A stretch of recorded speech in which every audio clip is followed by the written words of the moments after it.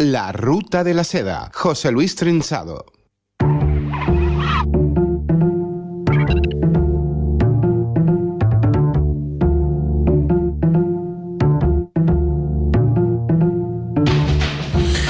Esta maravillosa música de Jun Miyake da pie de vez en cuando a un espacio que conforma de manera diferente la segunda parte de nuestro programa. Da paso a charlas en la ruta.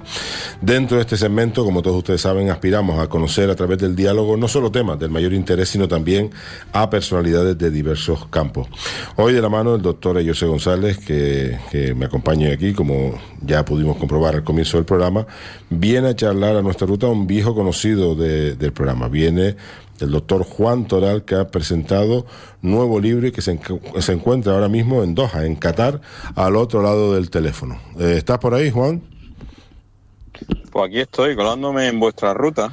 En la nuestra que es tuya también, pues tú eres de aquellos invitados de los primeros tiempos y que tuvimos un programa maravilloso que todavía se recuerda por aquí, cuando estuviste hablando en aquel momento de uno de tus libros, ¿te acuerdas? Pues mira, va a sonar a lo típico y a lo bonito, pero la verdad que me siento como en casa y tenía muchísimas ganas de estar este ratito con vosotros y volver de nuevo a Canarias, aunque sea por la onda. Pues gracias a ti, Juan, por estar con nosotros. Y gracias además porque además ahí donde estás, en Qatar, en Doha, son 3 horas más, o sea que estamos hablando de que son las 11:30 de la noche, bien serviditas ahora ahí donde estás, ¿no? O sea que ya estamos coqueteando con el viernes. Pero bueno, se echa de menos hablar en canario y la verdad que, vamos... Sí, pues tú estuviste aquí 12 largos años vinculado al Servicio Canario de Salud, pero llevas desde abril del año pasado en el Golfo Pérsico. ¿Qué tal está siendo la experiencia por ahí? Pues, porque tú le pegas a todo. Últimamente te he visto hasta siendo de periodista deportivo. Y yo digo, ¿qué no hará ya Juan Toral? Pues sí, como alguna vez escriba mis memorias, vamos, va a ser más largo que la Biblia. Bueno, la verdad que muy contento, o sea, es verdad que he hecho mucho de menos la tierra, la gente sobre todo, porque al final la idiosincrasia canaria es su gente, pero necesitaba nuevos retos y la verdad que esta experiencia está siendo muy lucrativa a nivel de experiencia, de multicultural y encima, pues bueno, yo soy madridista. Me tocó sufrir y escribir sobre la derrota el domingo en la final de la Supercopa. Te tuvo que doler. Bueno, hoy estarás doblemente escocido, ¿no? Bueno, ya más que dolido es resignado. O sea, ya no duele. Ya la herida esa está supurando. La de la Supercopa sí, pero la más reciente de la Copa Rey esa tiene que doler, ¿eh? Bueno, cuando ya estás decepcionado es como cuando rompes el amor. Cuando ya te hacen daño. Ya da igual. Cuando te dan una patada en la boca, da igual que te den otra, ¿no? Ya te duele ya de la primera. Claro. Después de tu exitoso debut, Juan, como autor, con 33 consultas médicas para morirse de risa, de tu primer manual de autoayuda, lo diré bien, la eyaculación precoz tiene solución, publicas ahora otro manual titulado Enganchados a las benzodiazepinas, claves para superar la adicción. Para hablar sobre este texto y en su calidad de neurólogo también, sobre los efectos en el cerebro del abuso de la benzodiazepina, está aquí junto a mí a José González, a quien yo sé que tú ya conoces y que será quien guíe de alguna manera esta charla. José, todo tuyo. Buenas tardes, Juan, ¿cómo estás? Buenas tardes, maestro. Encantado de volver a saludarte, que hace tiempo que no coincidíamos. Desde esa guardia en el Negrín hace mucho, ha llovido. Sí, mira, un poco para contextualizar el libro, ese manual fantástico que has sacado, yo te quería preguntar, como primera aproximación, el por qué. ¿Qué te lleva a escribir, a abordar este problema del abuso de benzodiazepinas? ¿Cómo llegas a este momento? Bueno, pues llega este momento. Yo estoy en una fase de mi vida que estoy muy crítico con la medicina y cómo se ha quimicalizado todo.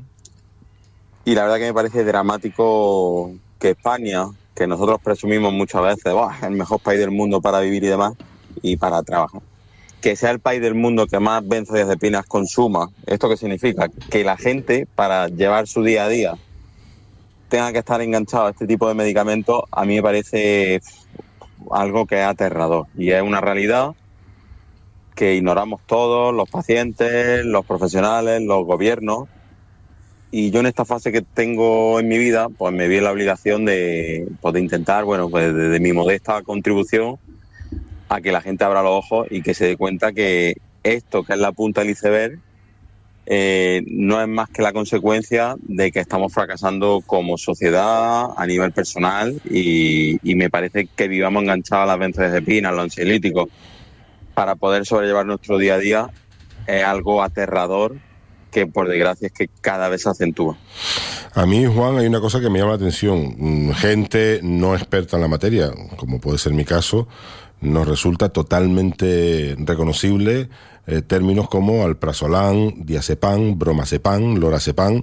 Yo creo que si paramos una guagua y le decimos a todas las personas que abran su bolso o su bolsillo, la cantidad de gente que lleva un blister con 2 lexatines o algún otro ansiolítico nos espantaría. Yo lo que no sé, porque tú en el libro, en tu prólogo además, habla de los intereses espurios de la industria farmacéutica, posibles complicidades de los gobiernos, pero también entonas el mea culpa subrayando la responsabilidad de la comunidad médica. El problema, yo no sé si está tanto en el gatillo fácil que pueden tener muchos médicos a la hora de soltar la pastilla, porque es la solución más inmediata, o que nosotros como pacientes, cuando nos sentamos delante de un señor, queremos una solución inmediata, y esa siempre viene no por el trabajo y el esfuerzo mental o el sacrificio y la disciplina, sino con la pirula, y así está bien. Aquí se junta todo. Mira, tienes que tener en cuenta que es que un dato que es súper curioso, que la mitad de los empleados públicos en España consume ansiolíticos en su día a día.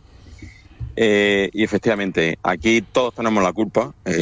La primera gran culpable, bueno, pues las industrias farmacéuticas que se están forrando a nuestra costa, ¿vale? Luego están los gobiernos que quieren que la sociedad pues esté adormecida para que estemos, que ellos toquen la flauta y nosotros sigamos como el flautista Hamelin, abolidos de raciocinio y de inquietudes.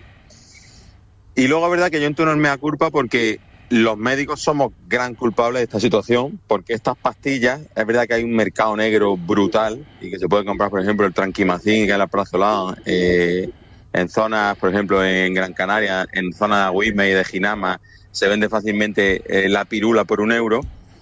Pero es cierto que estos tratamientos tienen que recetarlo un médico. Y yo he trabajado en Canarias 12 años en urgencias, y el único problema que suelo tener con pacientes que le faltan medicación no es gente con hipertensión o que ha sufrido un infarto, con aspirina, atorvastatina, etcétera, etcétera. El único problema que se da es con este tipo de pastillas. ¿Por qué? Porque la gente está enganchada, son junkies, la sociedad es junkie de este tipo de pastillas.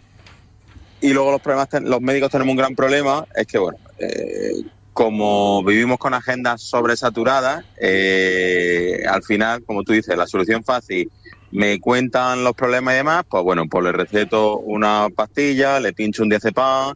El problema es que encima, en atención primaria, cada día hay un médico diferente, uno receta una cosa, otro receta otra, luego el paciente va a urgencias, se lleva otra, y al final es que se genera una bola de nieve que es que es imposible de parar. Estas pastillas van generando dependencia, van generando tolerancia, y al final, para tener efecto, necesitas más dosis, y esto da lugar a que tengas que visitar más médicos intentando buscar más recetas.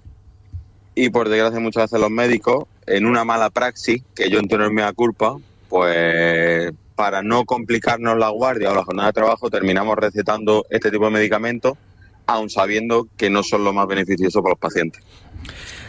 Yo te quería preguntar, Juan, porque bueno, indicabas, es cierto que siempre en todo lo que tiene que ver con los fármacos hay intereses económicos de la industria, eso es una realidad, pero esos intereses no son solo aquí en España, son en todo el mundo. Los gobiernos, hay gobiernos que sí, que podrán querer que la población esté más o menos activa, pero también hay gobiernos peores que el nuestro en el mundo, y sin embargo España sigue siendo el país donde más se consume, un país, como tú decías al principio y como indicaba José Luis, que bueno, en un país como el nuestro, que tiene unas condiciones de vida que se pueden considerar óptimas. ¿Qué más causas, más allá, tú lo has hablado ahora, de la sobresaturación del sistema?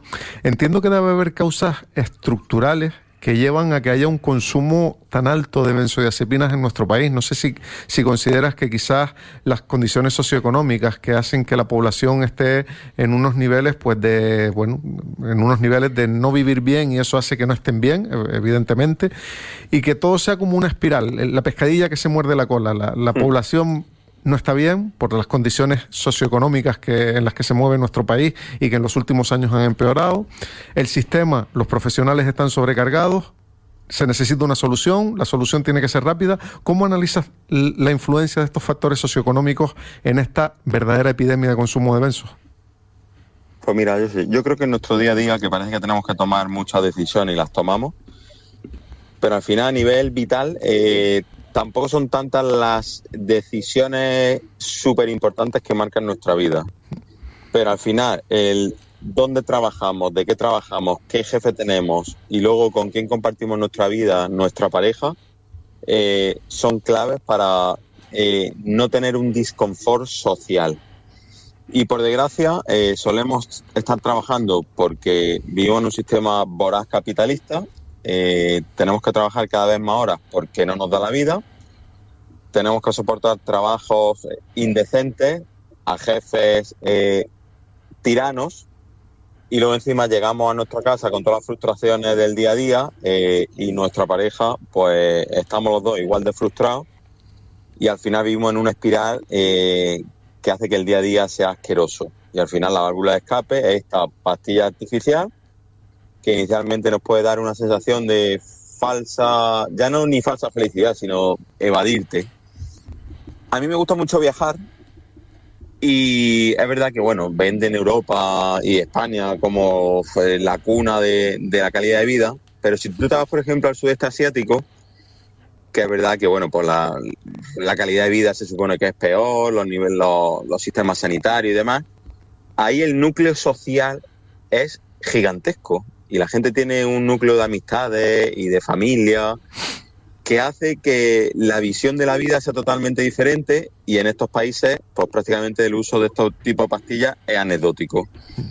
Y yo llevo aquí en Qatar desde abril y no quiero ni mucho menos pues blanquear gobierno y demás, pero aquí te puedo asegurar, yo trabajo de médico de familia y aquí la prescripción de benzodiazepinas no llega ni al 0,5% de la población. O sea, aquí recetar una benzodiazepina es prácticamente imposible. O sea, necesitas una receta estupefaciente, necesitas tener un criterio diagnóstico para recetarla. Y la gente directamente no necesita estas pastillas y es que no conciben vivir con este tipo de pastillas. Entonces yo creo que ahí, a nivel social, hay algo que está chirriando en España y en Europa, en el primer mundo, que nos han convencido de una falsa falacia de que este tipo de pastillas nos hace seguir con nuestra huida hacia adelante en un día a día que es que nos está quitando la vida. Tu libro, Juan, tiene dos términos, empieza por una palabra y acaba por otra, empieza por enganchados y acaba por adicción, me refiero al título. Yo ahí leyendo son conceptos que además probablemente ustedes con mucha más precisión que yo lo podrán definir. Se hablan de términos que parecen similares pero que son cosas distintas. Tú antes mencionaste un poco a vuela pluma el tema de la tolerancia. La tolerancia es un fenómeno neurobiológico que se deriva del uso repetido de una sustancia y lo que hace es que la misma dosis pues no tiene el mismo efecto y hay que ir aumentando la dosis, y esto puede acabar derivando en una dependencia y en última instancia en una adicción. Es decir, es una tormenta perfecta en la que nos estamos metiendo con todas estas problemáticas, digamos, sociales o socioeconómicas que estamos detallando. Lo cierto es que al final tenemos un problema y el objeto también del libro es dar las claves para salir de ese problema, porque más allá de los problemas relativos al sistema nervioso central, los consumidores compulsivos de benzodiazepina tienen un conflicto que es la propia dependencia y los problemas relacionados con la retirada. Es decir, cómo se sale cuando tú ya estás consumiendo de manera masiva benzos, cómo se sale de ahí, o sea, cuáles son los pasos que hay que dar, cómo se supera, porque hay inevitablemente un síndrome de abstinencia, qué terapias de tipo quizás cognitivo-conductual hay que seguir. ¿Cuáles son los pasos que tú en tu libro nos recomiendas o recomiendas a aquellos que consuman excesivamente benzodiazepina? Bueno, se ha demostrado que las benzodiazepinas son incluso más adictivas que la cocaína, ¿vale?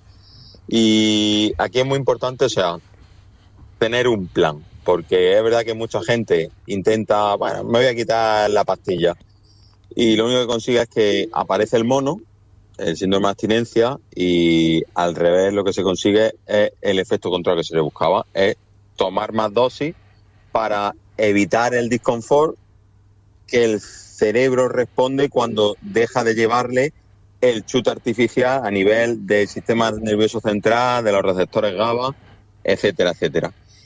Entonces, aquí es muy importante distinguir de entrada el nivel de dependencia a las benzodiazepinas que tenga la persona. Y luego también el tipo de benzodiazepina que consuma, porque hay benzodiazepinas de acción corta, que son las que meten un chute neuronal rapidísimo y nos dan una sensación de bienestar mucho más rápido. Y luego están las benzodiazepinas de acción lenta, que son las que hacen una actuación un poquito más lenta. Entonces, en función del nivel de dependencia y qué tipo de benzodiazepina tome el paciente, se pueden seguir dos estrategias. La primera, hacer una desescalada progresiva, más o menos rápida, en función de si la dependencia de la persona es muy grande o leve. Normalmente se puede bajar en torno al 10%, el 20% de la dosis cada 2-3 semanas, e ir bajando poco a poco. Y luego hay una segunda estrategia, que es que si la persona toma benzodiazepina de acción rápida, lo que hay que hacer es, de primera entrada, hacer un puenteo y pasar a una benzodiazepina de acción lenta para tener más margen y más éxito, y que la persona tenga menos mono a la hora de hacer la retirada poco a poco. Esto hace falta un plan, hace falta sentarse con el paciente, hace falta saber el nivel de dependencia, pero no estamos hablando solo a nivel químico, como tú has dicho, a nivel del apoyo psicológico, de la terapia cognitivo-conductual, es básica o esencial. La persona tiene que saber qué ha dado lugar a por qué está tomando y se ha enganchado ese tipo de pastillas, ¿vale? Porque esto es como cuando estás sangrando. Si te pones una tirita chiquitita, la herida va a seguir sangrando. Entonces, bueno, pues hay que trabajar mucho a nivel psicológico, pues para también ganar y adquirir herramientas para superar las adversidades del día a día. Luego hay cositas también que ayudan, el mindfulness, la respiración con conciencia y demás, pero es cierto que sin un plan, al final más de 9 de cada 10 personas que lo intentan dejar de tomar estas pastillas fracasan. ¿Y esto qué pasa? Que cuando fracasas una y otra vez, al final terminas tirando la toalla, tu cerebro se termina autoengañando de que es imposible, y esto va a hacer que cada vez estemos peor y peor y peor. Entonces, bueno, yo creo que en el libro intento dar las pinceladas para que la gente se conciencie y tenga las herramientas propias, porque por desgracia los médicos recetamos con muchísima facilidad este tipo de pastillas, pero yo creo que se cuenta con los dedos de la mano los médicos que se sientan con los pacientes tranquilamente y hacen un plan, una hoja de ruta para quitar este tipo de pastillas. Este tipo de tratamiento no es algo sencillo. A veces en la retirada hay que esperar si el paciente empeora y no subir la dosis para que deje de eso, sino tener paciencia. Pero esto sin ayuda, pues al final la gente está perdida, como antes toma la pastilla y se pierde. Y con respecto a esto, Juan, algo que ya comentábamos antes también, claro, tú tienes experiencia en diferentes sistemas sanitarios y bueno, yo que te sigo en redes también vi un poco cómo fue tu proceso de cambio de lugar de trabajo. ¿No te parece que la estructura de la atención sanitaria en España no facilita, pues lo que tú dices, tener tiempo? Porque me gustaría dejar, ahora que estamos terminando también, sí, bueno, nos quedan 3-4 minutos. Entiendo que uno de los grandes factores que hace que en España haya un consumo tan alto de benzodiazepinas es que, bueno, tiramos muy fácil de ellas para los trastornos del sueño, las quejas de trastornos del sueño, en las consultas de atención primaria y de, bueno, en una consulta de neurología también lo son, pero más en atención primaria. ¿No te parece que abusamos? Entiendo que sí, pero bueno, para que nos expliques un poco de las benzodiazepinas en los trastornos del sueño, que esto contribuye y que puede ser uno de los factores, esa falta de tiempo, esa estructura de cómo tenemos organizada la atención sanitaria en España. Cuando tienes 60 pacientes en una jornada de trabajo, es que aunque quiera, es prácticamente imposible pues poder escuchar a la gente, y problemas del sueño, pues hacerle el ABC, la higiene del sueño, hacer una primera medida no farmacológica, luego cosas naturales, luego la línea farmacológica sin ser benzodiazepina. Pero claro, yo creo que al final hemos muerto de éxito, hemos metido todo en la atención sanitaria y al final, al meter todo, estamos desatendiendo a lo que de verdad hace falta. Y entonces, bueno, es verdad que los médicos tenemos parte de culpa, pero también somos no culpables, sino también somos víctimas del sistema sanitario. Juan, me encantaría seguir hablando contigo largo y tendido, pero tú sabes mejor que nadie que en los medios y en la radio el tiempo vuela y es inexorable, digamos, la entrada de los bloques de publicidad, noticias, etcétera, etcétera, y estamos al límite. Una última pregunta rápidamente, porque seguramente muchos querrán leer tu libro. ¿Dónde se puede adquirir el libro? Mira, se puede adquirir en Amazon, pero yo el libro no lo he hecho para ganar dinero, sino para ayudar a la gente. Así que si alguien nos está escuchando y se ha sentido identificado con este problema, si me contacta conmigo por redes sociales, yo les mando el libro en versión digital totalmente gratuita para que tenga el manual, lo pueda leer y si le puedo ayudar, pues yo me siento más que realizado. Pues no se puede ser más generoso. Con tu permiso lo indicaremos también así en el post que pongamos de este programa para que todos aquellos que lo quieran puedan acceder a tu conocimiento a través de tu libro. Juan, querido, un fuerte abrazo, que vaya todo muy bien. Gracias por estar hoy con nosotros en la Ruta de la Seda. Buenas tardes y buenas noches. Hasta luego, querido. Hasta aquí llega hoy nuestro programa. Esta semana hemos tenido, el